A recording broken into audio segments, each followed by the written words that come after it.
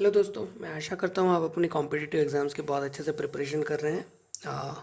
आज के दिन में एक बहुत ही छोटा और बहुत ही इम्पोर्टेंट कॉन्सेप्ट लेके आया हूँ। बहुत जल्दी से हम जिसके ऊपर लर्निंग करेंगे वो कॉन्सेप्ट है सिंपल एंड कंपाउंड इंटरेस्ट के ऊपर। सिंपल इंटरेस्ट में वेरी क्विकली मैं बताना शुरू करता हूँ।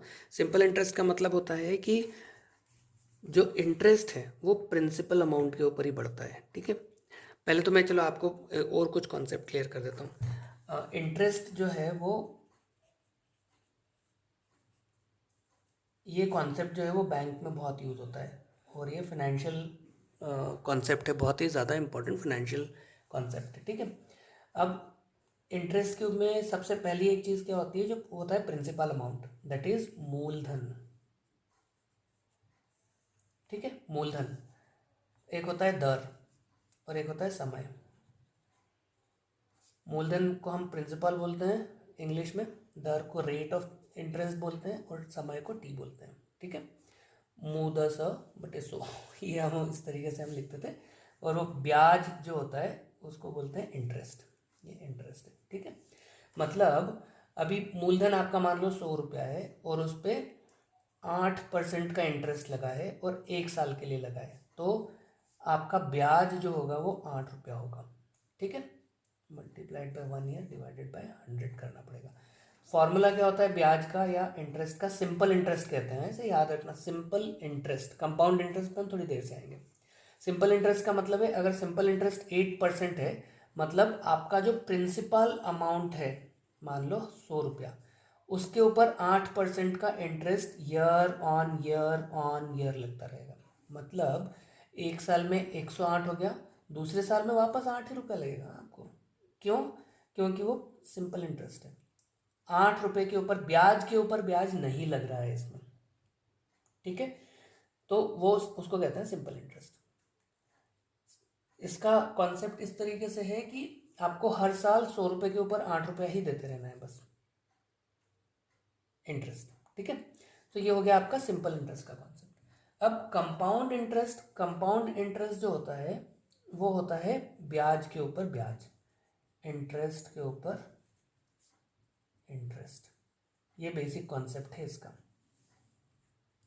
इसीलिए कंपाउंड इंटरेस्ट जो है वो तेजी से बढ़ता है कंपेयर टू सिंपल इंटरेस्ट। ठीक, अब कंपाउंड इंटरेस्ट का फॉर्मूला क्या होता है?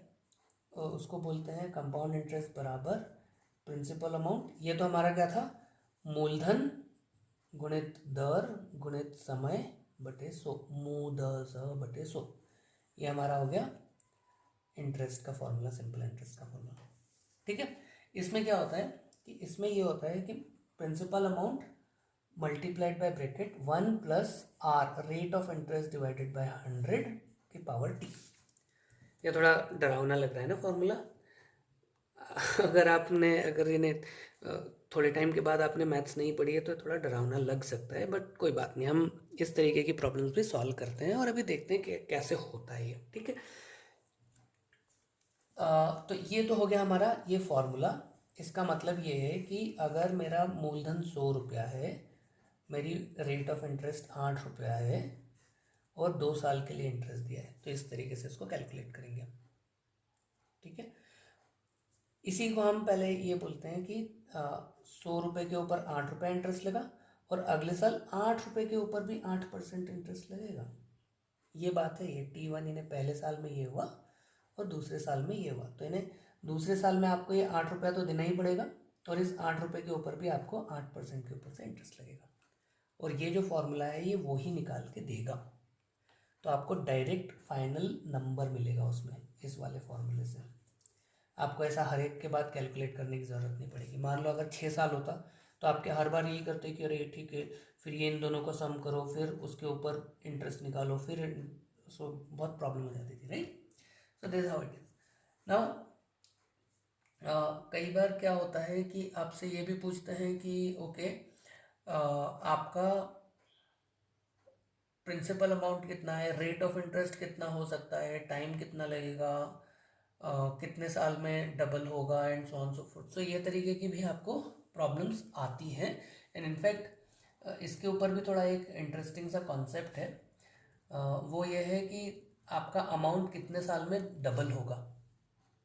ओके, सो इस तरीके का भी आपके लिए कॉन्सेप्ट हो सकता है जो कि आपको पूछा जाए। या तो हम पहले तो वो सॉल्व करते हैं प्रॉब्लम्स, और उसके बाद हम देखते हैं कि आगे और क्या देखा जा सकता है इसमें या किया जा सकता है। ठीक है, इनफैक्ट एक तरीके का सवाल ये आता है कि सिंपल इंटरेस्ट और कंपाउंड इंटरेस्ट के अमाउंट में डिफरेंस निकालो इसके इतने साल के बाद में, तो ये भी आपको एक सवाल आ सकता है।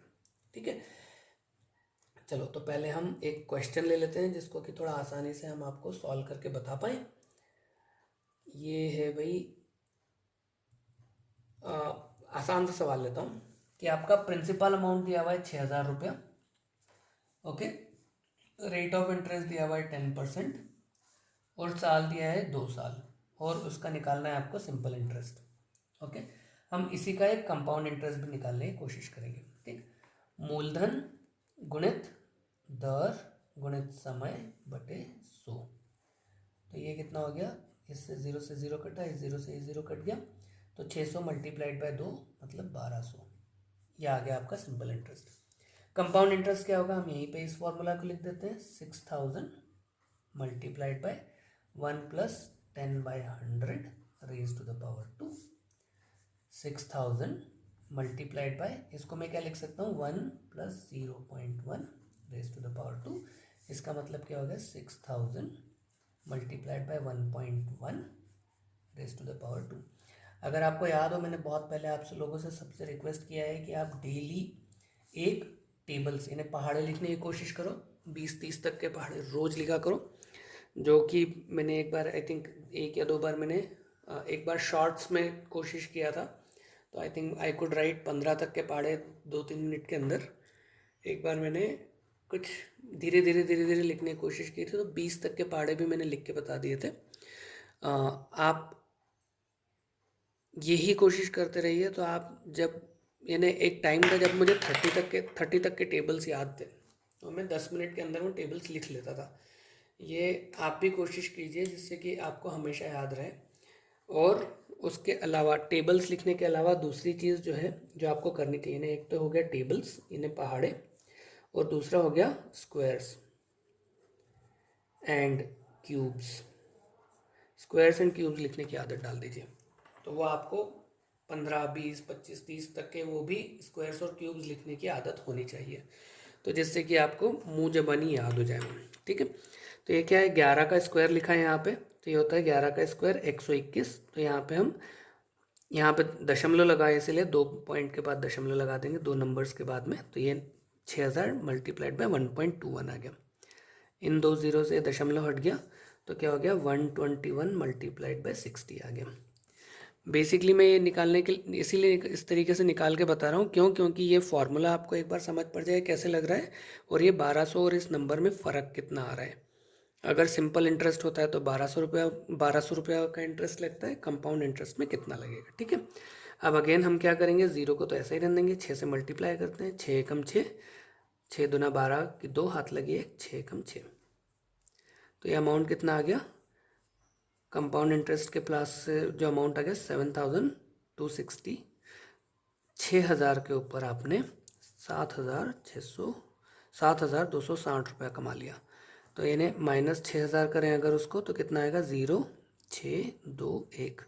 आपने 60 रुपया और एक्स्ट्रा कमा लिया इसके ऊपर, है ना। तो ये आपका ये लॉजिक हो गया। ठीक है, अब हम लेते हैं दूसरा एक और सवाल। 5000 रुपये है, 10 साल है, 2 साल है, उसका कंपाउंड इंटरेस्ट निकालो। 5000 रुपये आपका प्रिंसिपल अमाउंट है, प्रिंसिपल रेट ऑफ इंटरेस्ट आपको दिया हुआ है 10%, और टाइम दिया हुआ है 2 ईयर्स। ठीक है, 5000 multiplied by 1.1, 10 divided by 100 n raise to the power 2। तो ये वापस से मैं इसको क्या लिख सकता हूँ आसान से, 1.1 का रेज टू द पावर 2 121 लिख सकता हूँ। 5000 मल्टीप्लाइड बाय 121 1.21, ये 2 जीरो से 2 जीरो कट गया, 121 मल्टीप्लाइड बाय 50, तो आपका अमाउंट आ जाएगा 0, 5 एकम 5, 5 दूना 10, 5 और 1 6, ये आ गया आपका अमाउंट। अभी इसी को अगर मैं सिंपल इंटरेस्ट होता था तो कितना होता था, 5000 multiplied bye 10 multiplied by 2 divided by 100, तो ये 2 जीरो कट जाती, 500 मल्टीप्लाइड बाय 2 1000 आता था।